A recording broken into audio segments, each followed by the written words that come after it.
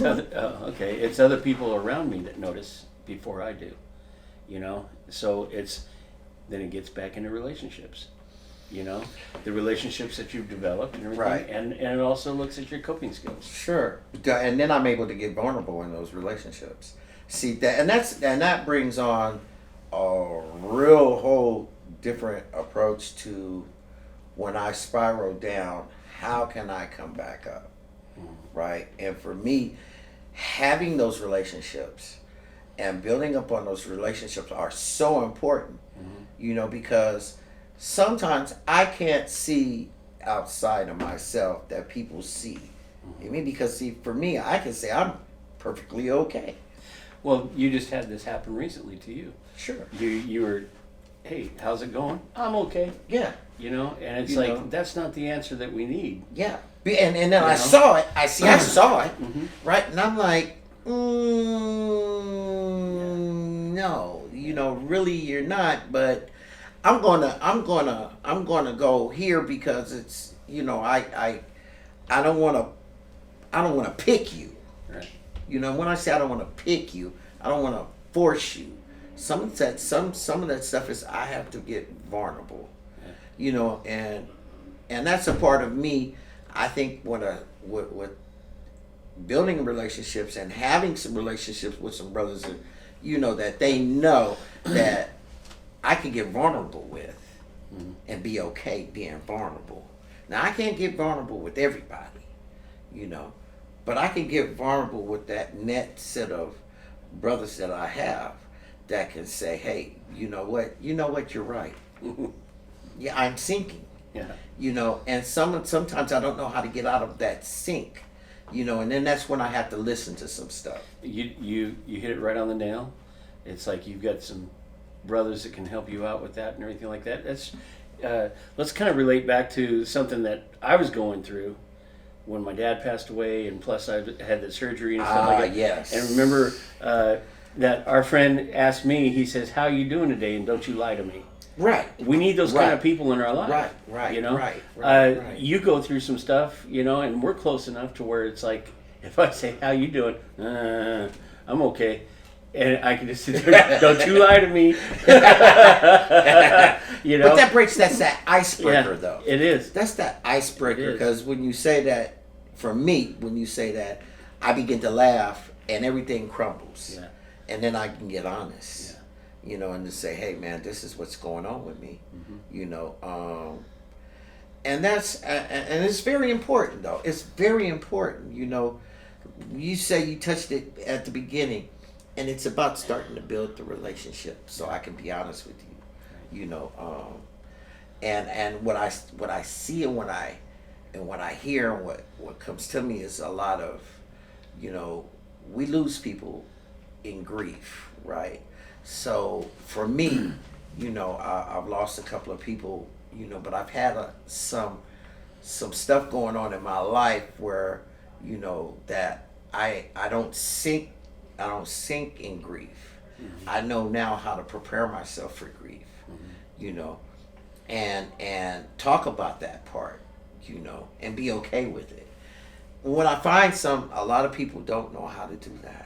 Well, that's kind of like what we were talking about this morning, how grief and loss and all these things kind of boil up with pain, you know? Woo! So when we're in pain, you know, relapse starts way back here. Yes. You know? Yes. And what we were talking about just a few minutes ago, when it comes to pain, it's like we're going to go to our main coping skill that we've learned all our lives before we go to the one that we're learning now. Sure. You know, and like we were saying earlier, it's about how we develop these new coping skills. Right. You know, and the best way we can do that is actually being able to be vulnerable. Right. And talk to others. Right. And having that person or persons around us that notice that pain. Sure. You know, it's like you and I, we've been around each other for a long time. Yeah. You know, so it's like we can pretty much pick up on clues and you know, the unspoken truths. Sure. You know, and we can just kind of do it with you know, I know that you have always been able to pull me out. Yeah. You know, and call me out. And I've always been kind of, you know, and I also know when you need to be left alone. Sure. To develop your own, you know, because you're going to get vulnerable when you're ready. Now, and that's then just like with everybody. And another thing, without, let's talk about the mental health piece in that part. Definitely. Ooh. Yeah. The mental health piece in that part is it's a struggle in itself. At times I get lost with that mental health piece. Mm-hmm. I suffer from mental health. Yeah, you know. So do I. And so I see my triggers. Now I can see my triggers, right? And when I see those triggers, I have two choices. I have a choice to sink, or I have a choice to swim. Right. Right. Today I have enough tools right now, and I learned some tools that I don't sink. Mm-hmm. I'm able to swim. But it all falls back about being vulnerable and talking about my mental health. Right. You know, and it's very important that I do that. You know, because my mental health and my PTSD takes me all over the place. Yeah, it does too. Yeah. You know, even with my kids, my mental health puts me in a place sometimes with my kids. Mm-hmm. The grown-ups, I say, but they're still kids. They're still kids. You know, anybody that's in their 20s. Yeah. Oh, yeah. Or 30s.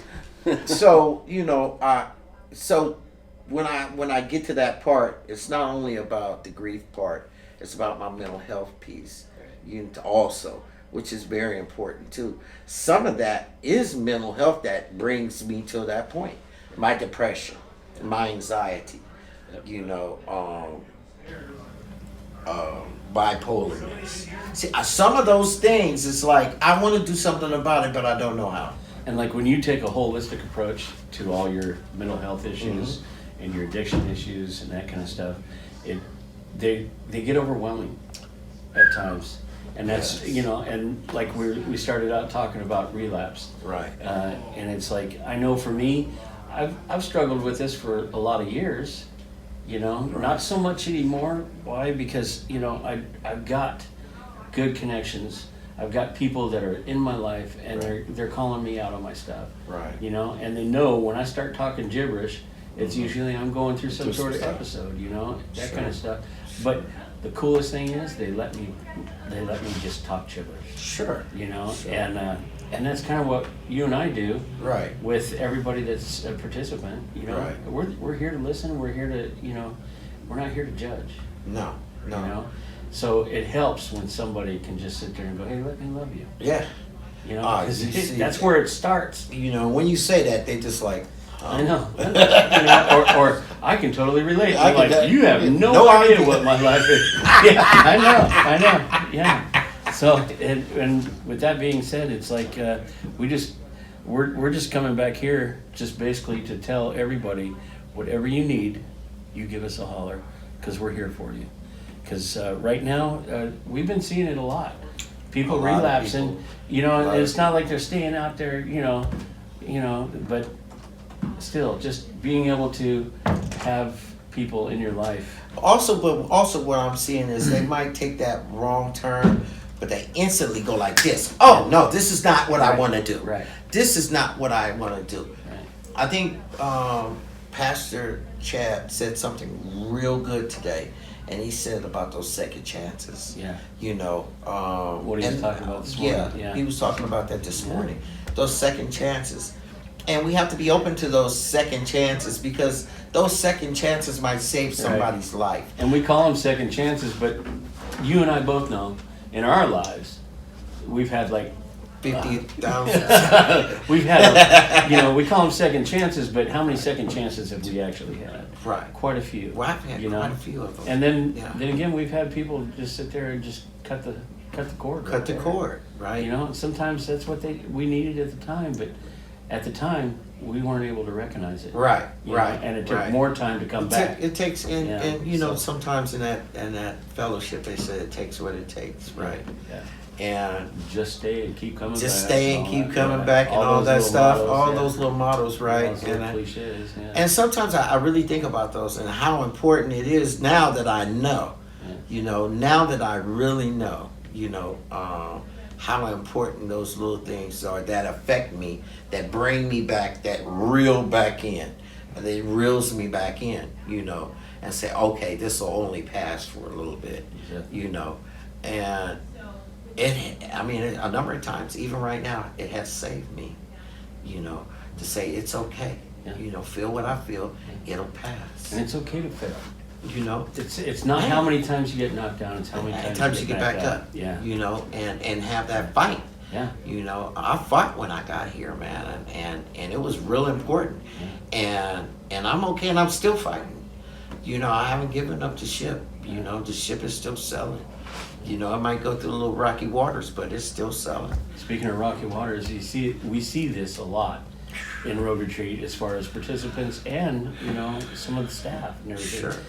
It's the choices we make, as long as we can deal with the consequences. Sure. You know? Sure. But it's like, we see it a lot, especially right now because of the COVID and all that kind of stuff.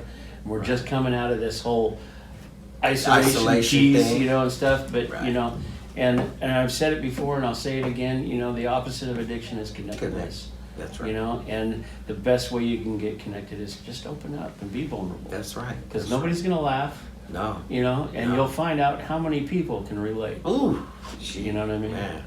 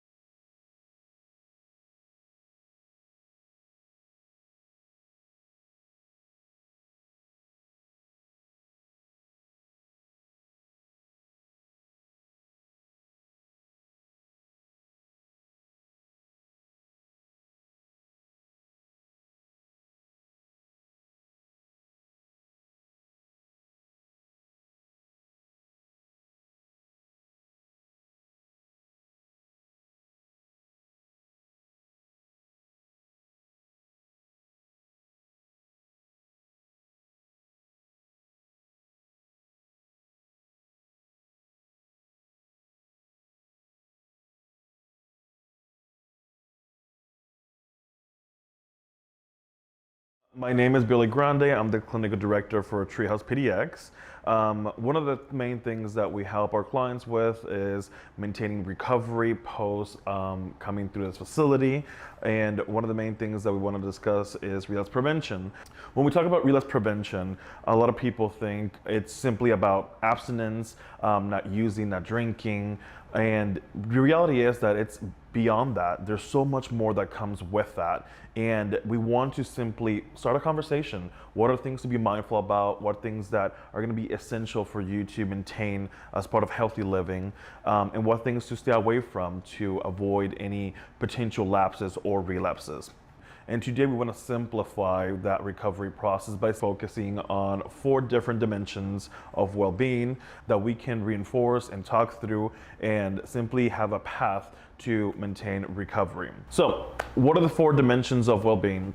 The 4 dimensions of well-being are the psychological dimension, the biological dimension, the social dimension, and the spiritual dimension. When we talk about our psychological dimension, we're really talking about feelings, emotions, we're talking about our thinking. Something that we struggle with often in recovery are cognitive distortions. We are insecure, we are fearful, we tend to struggle with insecurities that we project to our environment, and sometimes by not checking that, we start regressing to old patterns. That might be shutting down, that might be isolating, and one of the things that we want to start doing is noticing, taking the time to simply notice. What am I thinking? What am I feeling? What am I experiencing? We have spent a lot of time numbing ourselves, suppressing parts of ourselves, and part of the recovery process is discovering how does it feel to be myself in my own body. And part of that is to simply notice. So one of the things that I would encourage is to practice self-awareness. And self-awareness can be easily explained as taking the time to ask myself, what am I going through? What am I experiencing? And as I start to notice things, I start taking action if I need to. And sometimes I may not need to take action. Sometimes it's going to be important to simply sit and experience. So when we talk about the psychological dimension of well-being and early recovery, we're simply talking about awareness and self-care and self-compassion. Something that I want you to be mindful about is that sometimes when we start noticing, we tend to be critical of what we discover. That might be acting out, and the goal is to start addressing whatever things might be coming up in our mind so we can start working through that in a healthy way, giving us a better chance for sustaining our own recovery. When we talk about the biological dimension of well-being, we're talking about our brain and body. We're talking about the neurochemistry in our brain. We're talking about every single system that is within us. So when we have a healthy lifestyle, when we eat well, when we sleep well, when we exercise, we are balancing our chemistry. In early recovery, we tend to be challenged with post-acute withdrawal syndrome, a secondary withdrawal that we go through post the initial one. And our chemistry is unbalanced, which affects everything that we do. So when we are taking care of our biological dimension, we're simply helping our body to regulate itself to work at its optimum functionality. And ultimately, the goal is to help the brain and the body to compare and contrast that when we're using, we don't work at our optimum self. But when we are actually recovering, taking care of ourselves, we are in that place. And by being in our optimum self, we're able to, once again, be stable, think better, sleep better, feel better. And that's gonna be something that's gonna be essential for us to sustain healthy living as well as sustain our recovery. So the end goal of the biological health is to repair our bodies from the impact that it had from our active addiction. The importance of the social well-being in early recovery. The social dimension is essential for us to recover and heal, and most importantly, prevent a potential relapse. When we talk about the social dimension, we're simply putting emphasis in the value of staying connected. As human beings, we are biologically designed to want to connect to other people, and it's essential for us in recovery to nurture healthy relationships. And healthy relationships starts with your recovery support team, being able to reach out and ask for help, explain what you're going through, vent when you need to vent. And sometimes a social interaction can be as simple as going out with your friends, playing basketball, being able to go out for a simple dinner or a simple interaction. But it's essential for us to be able to come together as a unit to heal together. When we talk about the social dimension, we're talking about the importance of creating intimacy. Intimacy at times is misconstrued with an act of being sexually active, but when we talk about intimacy, I like to describe intimacy as intimacy, being able to see the authentic self, being able to share what I'm actually going through instead of saying, I'm good, but in reality, I'm going through something. I want to be able to create that transparency where someone can really understand what I'm going through by self-disclosing.